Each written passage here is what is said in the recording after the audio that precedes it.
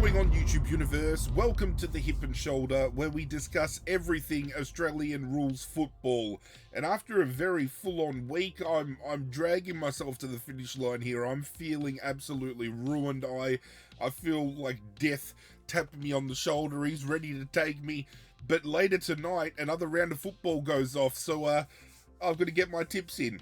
I do apologise for me being kind of on death's door and being a little bit sick, but we're going to get it done. But before we dive into round 12's tips, we need to reflect on round 11. Round 11 was insane. It was so out of pocket, and I could have tipped a hell of a lot better. 4 out of 9 was absolutely abysmal. My worst tipping round for the season. And it could have been better had I just taken the time to reflect on some of these games a little bit more, as we're about to do right now. The first game was Hawthorn versus Adelaide. We went Adelaide by 21 points, and in the end it was Hawthorn by 9. Could have very well fallen into the laps of Adelaide, but I think it was just a compaction of stoppage dominance from Hawthorn and just scoring from stoppage and scoring from defensive turnover and losing Isaac Rankin for Adelaide. And I think they did some other selection things here that didn't make sense. They should have brought Tex Walker back in. They only had Riley Thilthorpe as their main target up forward, and they were utilising him as an on-baller. I do not understand the thought process, but Hawthorn just managed to get the game on their terms. They take Blake Hardwick out of defence, throw him up forward, comes out and he kicks 4 or 5 goals and just becomes that ultimate swing player that Hawthorn really needed. So Hawthorn kicked off my round with the first blemish.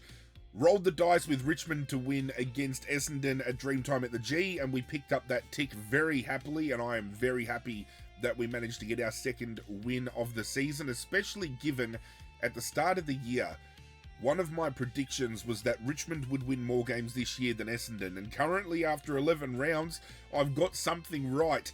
Fremantle to defeat St Kilda was all but a formality. I felt in the end it was 30 points the way of the Dockers. This game right here, I should have, just for the memes, tipped North Melbourne because Damien Hardwick doesn't like coaching at Marvel Stadium. And this proved that. This is a game that was record-setting and record-breaking. North Melbourne coming from 44 odd points down at one point to win by a singular goal. This is their biggest comeback, or their second biggest comeback in club history. They rewrote the record books in this game, and it was a gutsy finish by a very young Kangaroo outfit. Geelong defeating Sydney in Geelong. I'm very happy I got that one right. Everyone's been discrediting Geelong a little bit along the way, and I feel attention now should turn to them. Collingwood defeating West Coast. I think we all thought that was coming, but West Coast, all credit to them, sticking thin and thick and just in the game, in the hunt, and I just loved what the Eagles put forward. They were absolutely great.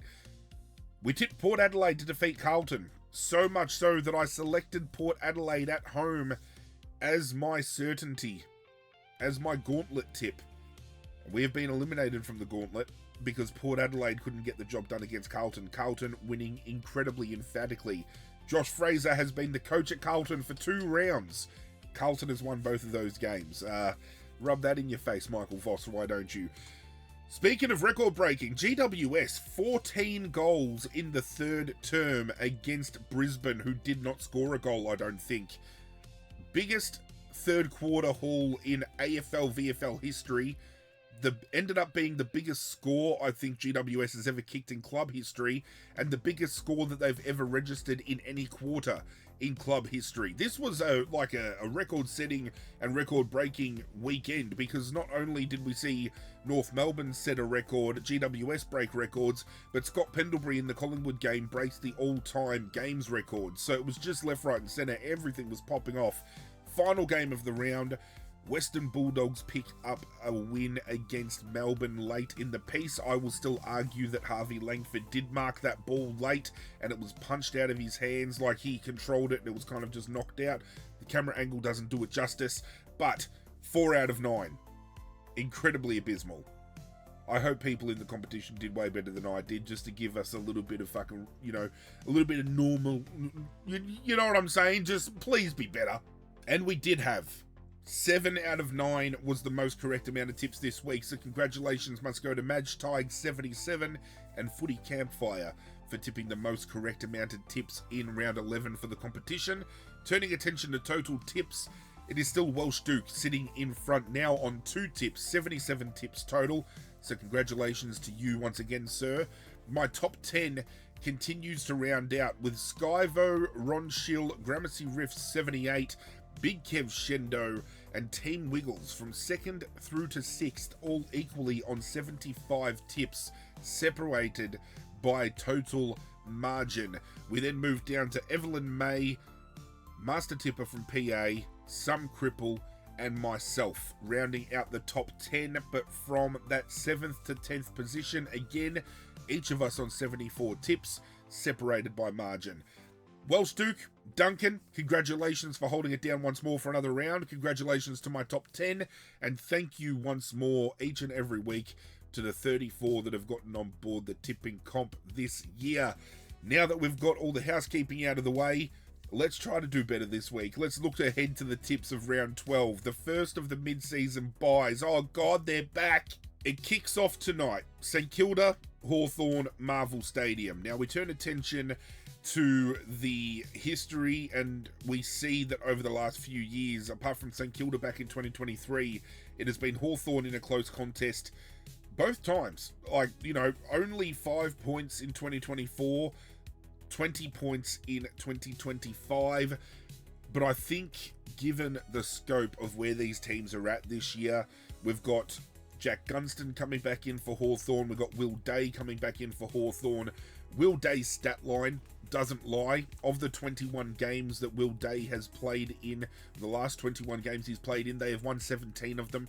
He just turns this Hawthorn midfield into something completely different. Jack Gunston coming back in means they can send Blake Hardwick back to defence, and I think with no Naz running around for St Kilda, Hawthorn can and will get the jump on the Saints here. By way of margin, the number that I've been thinking in my head for the last couple of days has been 23 points, and that's exactly what I am going to lock in. Only one game on a Friday this week. They're finally starting to learn. Now, given the scope of what we've seen from Carlton over the last couple of weeks, I wouldn't be surprised if Carlton rocked up and absolutely shook the shit out of this game. I am going to look at the form line. I think it will show Carlton have actually had the jump on Geelong 2 out of the last 3 times, which is insane to think. But I just think this year it's going to be very much the tale of a different tape. We've got players that aren't going to be really ripping games apart like we've seen in recent years. We don't have the team of Charlie Curnow and Harry Mackay up forward. We do have some injuries still out for Carlton. Geelong are playing some really good footy, and on the back of what I saw them do against Sydney, they don't drop this game to Carlton. They are going to win this game by at least 30 points. First on Saturday, Sydney hosting Richmond at the SCG. As much as I would love to see Richmond get up, and as you can see, the last couple of times we've actually faced them, we've been a bit of a bunny for them. Like, they absolutely smacked us last year, but the year prior, we pulled off an absolute heist, and the year before that, we actually pulled off a heist again, all of which have been at the MCG, however. This is now on Sydney's home turf. With Richmond and where our injury list is at, and just having all the young, inexperienced kids getting exposed to the game, Sydney should absolutely eat us up. Isaac Heaney should have 30 touches and kick 2. Brodie Grundy's going to have over 45 hit-outs, and he could have probably 20 of his own and maybe kick a couple as well. He'll probably have 10 clearances of his own. This midfield is going to run roughshod all over Richmond, and if they don't win this by at least 40 points, Richmond have done themselves incredibly well. Brisbane hosting Fremantle. Interesting game, and over the course of the weekend, I actually probably earmarked this as the game that I'm most intrigued to see, because Fremantle have only won one of the last 3 outings, as you can see on screen.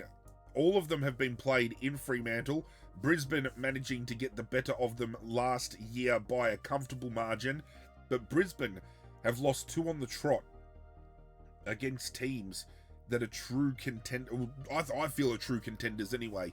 They lose to Geelong at the Gabba. They get absolutely pantsed by GWS, who only the week prior was exposed by West Coast. Fremantle have done another history-setting thing for their own club anyway, and they have matched their previous record of 10 consecutive wins in a row. If they win this game, they set a new club record for most consecutive games won. And I'm convinced they are going to rock up to the Gabba and they are going to beat Brisbane. I just think they are going to be too strong around the contest. I think their forward half is going to cause too much trouble for Brisbane's defenders. I think Fremantle's defenders can get a hold of Brisbane's forward line. And as far as the midfield battle goes, I think the speed of Fremantle has them better placed than what Brisbane has been showing over recent weeks. Fremantle and the Giants have that tsunami-type wave that rolls from half-back through. And if GWS can expose them, you better believe Fremantle are going to do the same. The Bulldogs are hosting Collingwood at Marvel Stadium. This is going to be an interesting game because Marcus Bontempelli is basically running on one leg and he is still putting out Brownlow vote-worthy performances. Of the last 3 outings, it has been Collingwood 2 out of 3 times. But they've been close games each and every time, none of which have been blown out by more than 20 points. This is absolutely incredible. It's going to be a great game. Again, both teams very much fighting for that wild card configuration at this point in time. Collingwood with no Jamie Elliott, obviously with that ACL injury. Darcy Moore, does he play this game? We don't know. Will the Bulldogs start getting some reinforcements back from the injuries they've had? I'm inclined to say because this is at Marvel Stadium, the Bulldogs are going to get up here. But I just feel Collingwood are due to go on an absolute rip, and I'm going to go against the tide a little bit. I'm going to go Collingwood to win at Marvel Stadium. Nobody really to play that negating role on Nick Dacos could be a bit of a worry, but Collingwood not running a negating role could be a worry for them with Bontempelli getting off the chain. I think that tip is going to be determined by the ins and outs this week, but I think Collingwood as an outside chance, I can dig it. Melbourne are hosting GWS. GWS have beaten them the last 3 outings. GWS just did what they did against Brisbane. I just don't see, even though this has been playing at TIO Traeger Park and Melbourne probably have a better bit of form out there, I'm infinitely loving what GWS does. Now, the interesting thing here is Lachie Whitfield was a late withdrawal from last week, and given the fact that they're travelling this week and then they've got the bye, this could be another week where we see no Lachie Whitfield in that defensive half, and that is a lot of talent out of that back end. Sam Taylor is due to come back this week too, though, if he passes training, which is huge. So I just feel GWS don't go on a big rip like they did against Brisbane and then fall to Melbourne. I'm going GWS. Loved what they did, and this is going to be a game where youngsters just stand up against adversity and pressure, and it's going to be a good test to see where both young teams are currently situated. Final game of the round, West Coast hosting Essendon. Brad Scott is gone. Dean Solomon, Fremantle player. It was always his sole mission to just absolutely destroy West Coast. And you have that extra, I think it's 18% chance of winning if you have an interim coach take over. I think that's the number. But we're going with the West Coast Eagles. I'm confident that the Eagles bounce back at home after the efforts we've seen with them defeating GWS and taking it to Collingwood at the MCG. They go home and pick up another win. So I'm going with Hawthorn by 23, Geelong, Sydney, Fremantle, Collingwood, GWS, and West Coast. Obviously with the byes this week, Adelaide, Gold Coast, North Melbourne, and Port Adelaide sit this week out. And I am out of the gauntlet, so we don't need to talk about it. That is it for the tips, ladies and gentlemen. Thank you for bearing with me. I'm barely holding it together, but I will get by. If I haven't already dropped the round recap for round 11, I will try to get it over the course of the weekend. If it doesn't come up, I think you can probably excuse the fact that I'm barely holding it together for a tipping video, so a 1.5 to 2 hour long recap video might not be the way to go, but we'll see how we go. I'll try to get it out as best as I can. Do leave a like on the video if you enjoyed. Hit that subscribe button if you're new around here and you want to get on board the the community we are piecing together. But that's it from me, guys. I'm out of here. Good luck to your teams this weekend, provided they're not sitting in the bye. And as always, I will catch you guys next time.